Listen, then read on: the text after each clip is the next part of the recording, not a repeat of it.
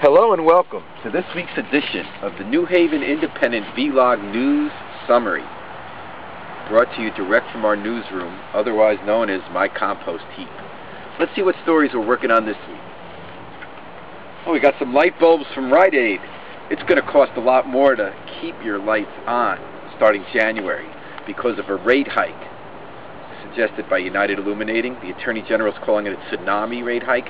They say it's going to be 38% hike in our bills, and that's what they're saying now. The Office of Consumer Counsel has asked some questions that suggest it's even higher.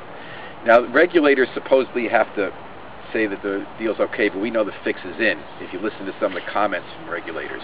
So this coming week, it'll probably be finalized by the Department of Public Utility Control. What people forget is that this is for only 6 months. They're coming back, UI, in the middle of next year for another rate increase. What's going to be in that rate increase? Well, UI is leaving New Haven. They're taking their headquarters out. It's going to cost them some money to move. And a lot of people feel that this was a vendetta by the departing CEO, Nat Woodson. He was mad at the mayor of New Haven because the mayor, God forbid, questioned him about some of the lousy decisions he made on corporate boards in town with a bank and a hospital. So it's going to cost us twice. Our electricity will go up, and they'll probably stick us with the cost of moving their headquarters out of town at a time when they're going to help our tax base go lower. So State Representative Pat Dillon from New Haven has a bill into the legislature to prevent the company from passing along the cost of that move in the next rate hike. Keep after him, Pat. Don't let him get away with it. Quote of the week this week. Teenagers got their chance to speak out at 2 public hearings about the proposed teen curfew that the Board of Aldermen wants to set, making cops waste their time chasing kids on the street after 10 o'clock and locking them up if they're not home. Here's what 17-year-old Cheryl Willis had to say about it. Curfew, curfew, curfew. All we hear from you is curfew. Why do you think we shoot each other? To get attention. Parents need to understand no matter how their life is going, you made me. You need to spend time with me, no matter how tough your job is or how bad a day you had. You know, rather than being mad at the kids or wondering whether they're making excuses, which they're not, they're making a plea. And I think we adults need to hear that plea, even if it's hard to hear. What else are we working on here? Oh, we got a pizza, Eddie's New York Pizza. Made in New Haven, only in New Haven would they claim to invent a pizza. We got a burger here. Well, it's not a hamburger, it's a vegan burger, but they claim to have invented that here, only in New Haven. Whether or not that's true, we know some things are only in New Haven. Like, just look at the news this week.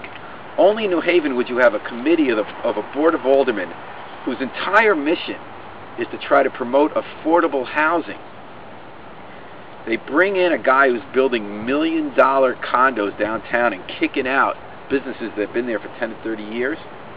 What happens by the end of the night? They're loving this guy. They're not asking him tough questions, and they're even asking him how they can help him sell those condos, what they can do in New Haven to make those condos more saleable to people who can pay $1 million. And the guy revealed that no one in New Haven, no stakeholders, even brought up the idea of whether there should be affordable housing. Only in New Haven. It's only in New Haven where they can set up another task force to reduce violence by police because of some shootings of mentally ill people. And the only real idea they come up with is to put a new weapon in their hands, tasers, thinking that another form of violence is going to save lives. Only in New Haven. What else do we have here? Well, it's kind of early for a menorah. Hanukkah doesn't start until the week after next, but Hanukkah came early this year for one group in New Haven.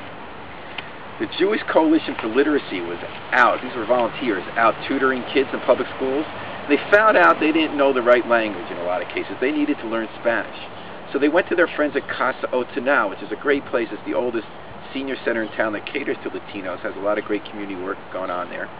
They started tutoring the people from the Jewish Coalition in Spanish.